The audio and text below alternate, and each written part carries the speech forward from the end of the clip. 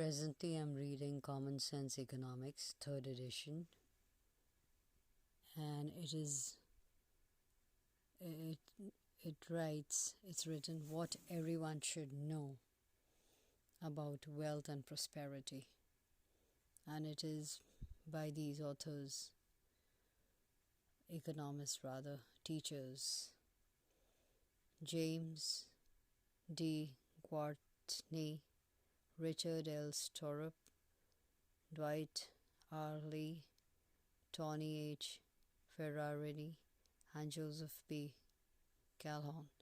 And what I found very interesting, and that's why I picked it up, because the Nobel laureate Milton Friedman has written splendid and informed exposition of the basic principles of economics.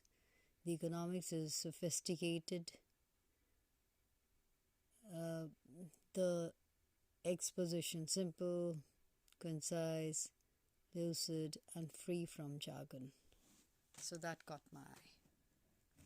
So here we see Common Sense Economics. I've just opened the book, and it's St.Martins Press, New York. So what everyone should know about wealth and prosperity, and the authors they're all economists, teachers from various universities. James from Florida State University, Richard from North Carolina State University, Dwight from Southern Methodist University, Twani H. from Northern Michigan University, and Joseph from Florida State University. So in the contents, we have the preface, then you have part 1, 12 key elements of economics they've written about, and very nicely, very lucid, and I mean, if you read the book, you'll enjoy it. Part 2 is 7 major sources of economic progress. Then part 3 is 10 key elements of economic thinking about the role of government. And part 4 is 12 key elements of practical personal finance. So in preface, I'm just going to read a few lines. Regardless of your current knowledge of economics, this book will provide you with important insights. It is concise, thoughtfully organized, and reader-friendly. It introduces the basic principles of economics, which primarily reflect common sense. The book then puts the principles to work, demonstrating their power to explain real-world events and improve our personal decision-making. So the book also explains why some nations prosper and others do not. The political process is examined, and differences between government and market allocation investigated. So you must read the book. Part 1 talks about 12 key elements of economics. So I read from the introduction. Life is about choices, and economics is about how incentives affect these choices and shape our lives. Choices about education, how we spend and invest, what we do in the workplace, and many other personal decisions will influence our well-being and quality of life. Moreover, the choices we make as voters and citizens affect the laws or rules of the game, and these rules exert an enormous impact on our freedom and prosperity. To choose intelligently, both for ourselves and for society generally, we must understand some basic principles about how people choose, what motivates their actions, and how their actions influence their personal welfare and that of others. Thus, economics is about human decision-making, the analysis of the forces underlying choice, and the implication for how societies work. The economic way of thinking involves the integration of key concepts into your thought process. So the following section presents 12 concepts that are crucial for the understanding of economics and why some countries grow and achieve high income levels while others stagnate and remain poor. You will learn such things as the true meaning of cost, why prices matter, how trade furthers prosperity, and why production of things people value underpins our standard of living.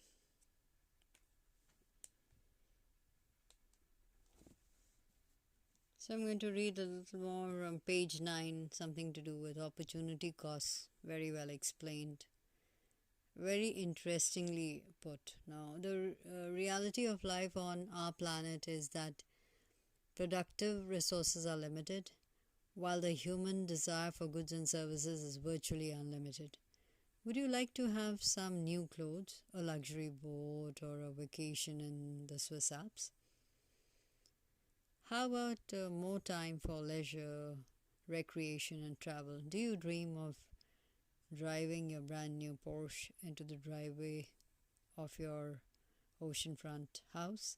Most of us would like to have all of these things and many others. However, we are constrained by the scarcity of resources, including a limited availability of time. Because we cannot have as much of everything as we would like, we are forced to choose among alternatives. There is no free lunch. Doing one thing makes us sacrifice the opportunity to do something else we value. This is why economists refer to all costs as opportunity costs. Many costs are measured in terms of money, but these two are opportunity costs.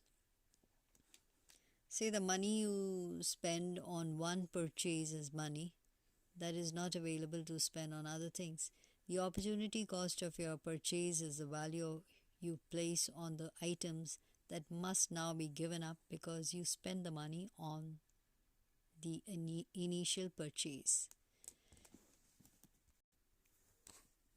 So the choices of both consumers and producers involve costs. As consumers, the cost of a good, as reflected in its price, helps us compare our desire for a product against a desire for alternative products that we could purchase instead. If we do not consider the costs, we will probably end up using our income to purchase the wrong things. Those goods and services not valued as much as the other items as we have bought. Producers face costs. 2. The cost of the resources used to make a product or provide a service. For example, the use of resources such as lumber, steel, and sheetrock to build a new house takes resources away from the production of other goods such as hospitals and schools. High cost for resources signal that the resources have other highly valued uses, as judged by buyers and sellers in other markets. Profit-seeking firms will heed these signals and act accordingly, such as seeking out less costly substitutes. However, government policies can override these signals. They can introduce taxes or subsidies that help these inconvenienced to help those inconvenienced by the prices that emerge in free and open markets. But such policies reduce the ability of market incentives to guide resources to where consumers ultimately, on balance, value them more highly. Politicians, government officials, and lobbyists often speak of free education, free medical care, or free housing. This terminology is deceptive. These things are not free. Scarce resources are required to produce each of them, and alternative uses exist. For example, the buildings, labor, and other resources used to produce schooling could instead produce more food, recreation, environmental protection, or medical care. The cost of schooling is the value of those goods that must be sacrificed. Governments may be able to shift costs, but they cannot eliminate them. So opportunity cost is an important concept. Everything in life is about opportunity cost. Everyone lives in a world of scarcity and therefore must make choices. By looking at opportunity cost, we can better understand the world in which we live. Consider the impact of opportunity cost on workforce participation, the birth rate, and population growth. Topics many would consider outside the realm of opportunity cost application. Have you ever thought about why women with more education are more likely to work outside the home than their less educated counterparts? Opportunity cost provides the answer. The more highly educated women will have better earning opportunities in the workforce, and therefore it will be more costly for them to stay at home. The data are consistent with this view. So what do you think happens to the birth rate as an economy grows and earnings rise? Time spent on household responsibilities reduces the time available for market work. As earnings rise, the opportunity cost of having children and raising a large family increases. Therefore, the predicted result is a reduction in the birth rate and slower population growth. The real world reflects this analysis. During the past 2 centuries, as the per capita income of a country increased, a reduction in the birth rate and a slowdown in population growth soon followed. Moreover, this pattern has occurred in every country, even though there are widespread cultural, religious, ethnic, and political organizational differences among countries. Nonetheless, the higher opportunity cost of having children exerted the same impact on the birth rate in all cases. So they write that opportunity cost is a powerful tool and it will be applied again and again throughout this book. If you can integrate this tool into your thought process, it will greatly enhance your ability to understand the real world behavior of consumers, producers, business owners, political figures, and other decision makers. Even more important, the concept will also help you make better choices. Again, let me reiterate, the book is really interesting and I feel like reading the whole book out to show how interesting it is, but I'm reading a little from page 177. That is, discover your comparative advantage. The principle of comparative advantage is used more often to explain why international trade makes it possible for people in different countries to achieve higher living standards. So, according to the law of comparative advantage, it makes it possible for trading partners to produce more and achieve a higher income level. The principle of comparative advantage is just as important when individuals are considering occupational and business opportunities. So the heading is you discover your comparative advantage. So they write like nations, individuals will be able to achieve higher income levels when they specialize, that is, concentrate their efforts on those things where they have a comparative advantage. Think about the relationship between your skills and opportunity cost. To pick one extreme, suppose that you are better than everyone else in every productive activity. Would that mean that you should try to spend some time on each activity, or to go to another extreme, someone could be worse than everyone else? would that individual be unable to gain from specialization because he or she would be unable to compete successfully in anything? The answer to both questions is no. No matter how talented you are, you will be relatively more productive in some areas than others when opportunity costs are taken into account. Similarly, no matter how poor your ability to produce, you will be able to produce some things at a lower cost than others. You will be able to compete successfully in some areas and can gain by specializing where you have a comparative advantage.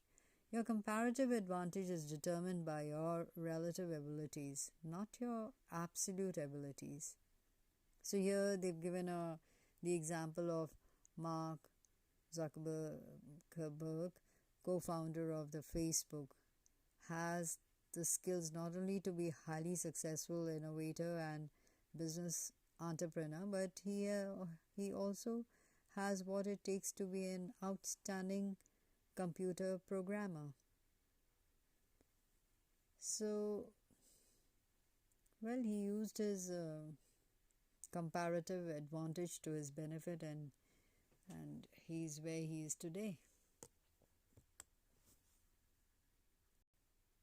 It sure is an interesting read. Must read this book. And the ISBN number is 978-1-250-10694-0. Again, let me tell you, this book, Common Sense Economics, is so interesting that you don't know where to. You pick up any page, anything, all that you've been studying or in your theory or theoretically, something like that, but it's written so well and explained so well, and that is a forte of the people who are so knowledgeable. The more knowledgeable you are, the more lucid or the more down to earth or more you have a better way of putting things, and that's what the authors have done. They have put economics in such an interesting way that you almost feel that you know everything of whatever you're reading. So yes, it's a good read. Please read Common Sense Economics.